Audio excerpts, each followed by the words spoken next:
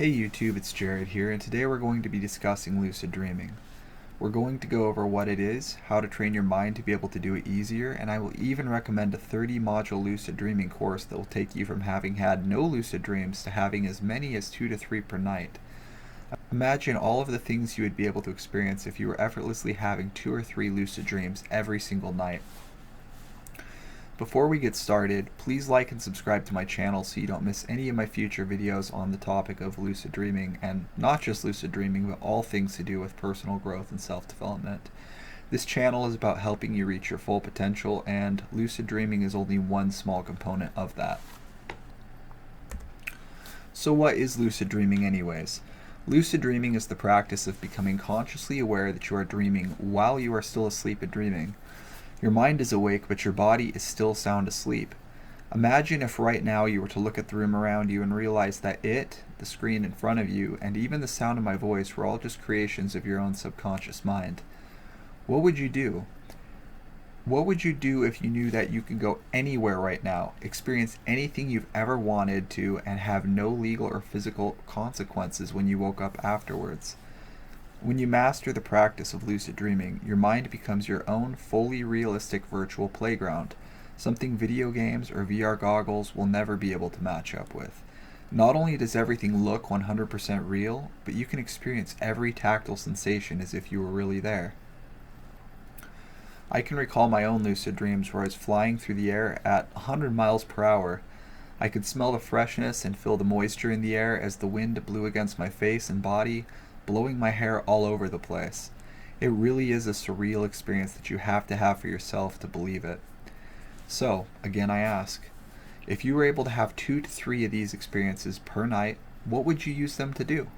Would you storm a dream buffet, chowing down on all your favorite foods without fear of it making you fat? Would you make out with your favorite actor, actress, or musician? Or would you do what I like to do and take to the skies, flying and taking in the surreal beauty of a world created 100% by your own subconscious imagination? The benefits of lucid dreaming are many. The practical benefits of lucid dreaming include the ability to conquer your phobias. For example, you can practice public speaking for a big speech you have to give the night before you give it. When I was younger, I was a bass player in a rock cover band. I used to practice our gigs from time to time the night before we had them, in my lucid dreams. Another benefit would be the ability to express your feelings to someone you never had the chance to, such as a deceased loved one. Even though it's not really them and it's just a projection of your own mind, it still has the same healing effect as if you had actually got a chance to receive closure with them. The possibilities of benefits of lucid dreaming are absolutely endless and are only limited by your own imagination. So the question of the day for you today is, have you ever experienced a lucid dream? And if so, what did you do in it? Post your answers in the comment section below, as I am genuinely looking for more suggestions and ideas of things to try out in my own lucid dreams. So how does one develop this ability? How does one train their mind to become conscious while they are dreaming? The first step is to develop dream recall. If you can't even remember having had a lucid dream, what's the point in even having it? To train yourself to remember your dreams, keeping a dream journal is crucial. Keep a notebook and pen by your bedside, or, well, since it's 2020, if you have a laptop, that would work too. Every time you wake up, keep your eyes closed and think back in your mind to, what was I just dreaming about? Let your dream come back to you piece by piece and reconstruct it start to finish in your mind. This takes practice, but you'll find it becomes easier and even effortless soon enough with consistent practice. Once you have your dream fully remembered, open your eyes and write it down. Later on in the day, when you have more time, go back and highlight all of the people, places, and objects in your dream journal entry so you can easily scan each page and have them be identified at a glance. Trust me, this will make step number 2 that much easier. Step number 2 is to identify your dream signs. These are recurring people, places, and objects that continually pop up in your dreams. These will be different for each individual dreamer, and you will find that they change over the course of time. However, there will always be recurring themes at any given point in your dream life. Once you identify what these are over the course of, say, 2 weeks worth of dreams, make a list of them.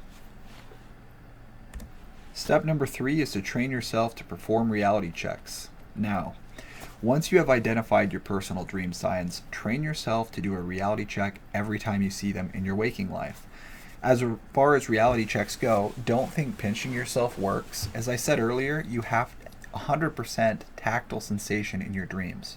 That means you can feel yourself pinching yourself as if you were wide awake doing it. My favorite reality check is to simply look at the palm of my hands. When I am dreaming, they will be different than they look when I'm awake.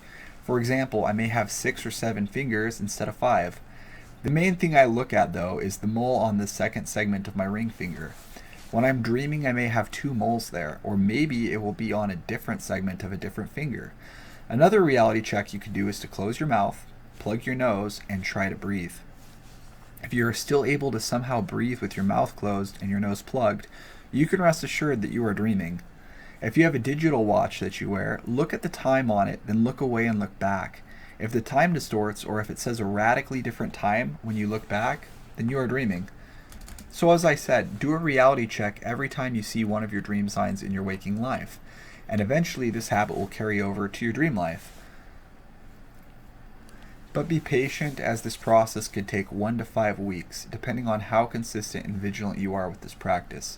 You should also be practicing reality checks every time something strange happens in your waking life. This could be anything that is out of the ordinary. Maybe your girlfriend or boyfriend dumps you. Maybe your ride is late to pick you up. Maybe you unexpectedly get a new pet or a promotion at work. Really, anytime anything out of the ordinary, either positive or negative, happens, do a reality check.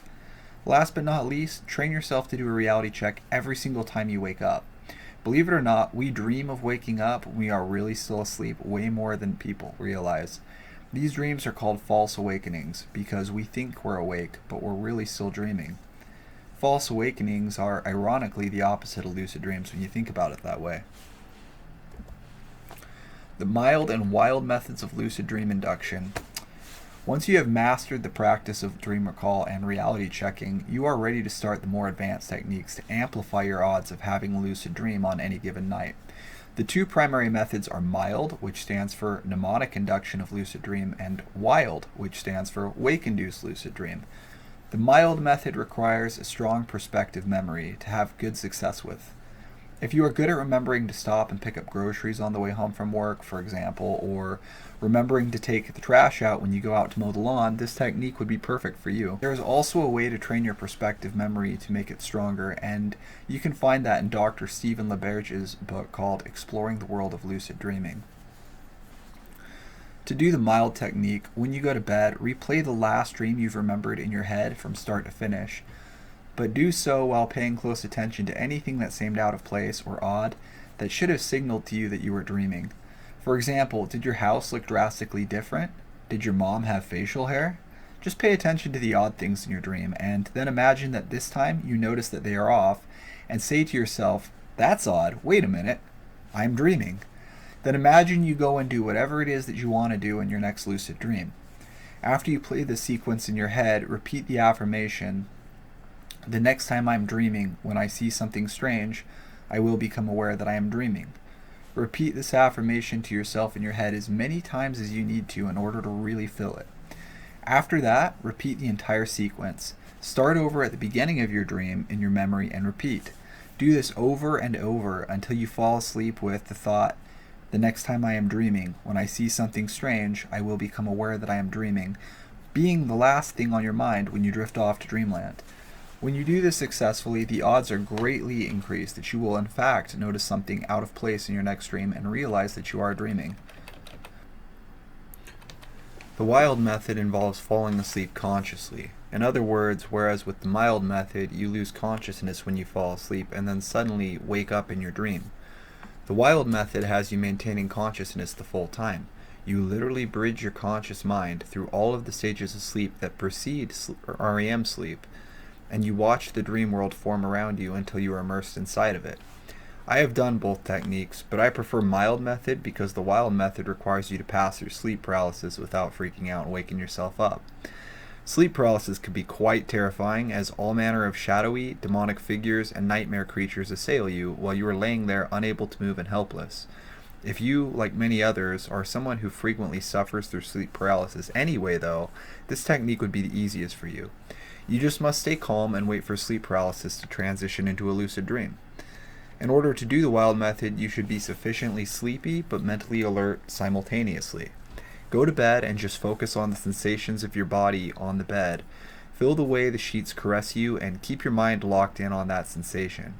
Breathe slowly and deeply and fight tooth and nail to keep your mind awake, like a truck driver on the night shift would. Focus on maintaining consciousness as if your life depends on it. When your body is worn out enough and your mind is awake enough, this is much easier to do. Then you will eventually feel your body become heavy and paralyzed. This is perfectly normal and is done by the brain to keep you from acting out your dreams in the physical world while you sleep. In other words, sleepwalking. The only difference is you are normally unconscious when your body reaches this state when you fall asleep. Don't panic. Just relax and close your eyes while you imagine the dream scene that you want to travel into. Imagine yourself spinning in circles with your arms out while visualizing your ideal destination. Imagine the sensation and really visualize how it would feel to be twirling in circles like you did as a child, until you actually begin to feel yourself lose awareness of your physical body on the bed, and you feel yourself enter the void behind your closed eyelids. At this point, you should be experiencing the kinetic sensation of if you were actually spinning in a circle with your physical body. Keep twirling, and it's only a matter of time until you appear in a dream scene. It may not be the one you were thinking about, but just make of it what you will when you get there. So my question for you all is this: which of these techniques do you prefer, the mild method or the wild method? In order to amplify your success with either of these methods by an additional 50 to 60%, you should combine them with the wake back to bed technique. This technique involves setting your alarm clock to wake you up 4 to 6 hours after you've fallen asleep, so your body is not fully rested, but your mind is rested enough. Then you get out of bed and fill your mind with the concept of lucid dreaming by watching videos like the one you're watching right now, or reading other people's lucid dream journal entries. Once 1 hour elapses, go back to bed and practice either technique. This strategy will greatly increase your odds of success with either method, the wild method or the wild method. Do you want to maximize the number of lucid dreams that you have per night? What would you do if you were able to have 2 to 3 lucid dreams every single night?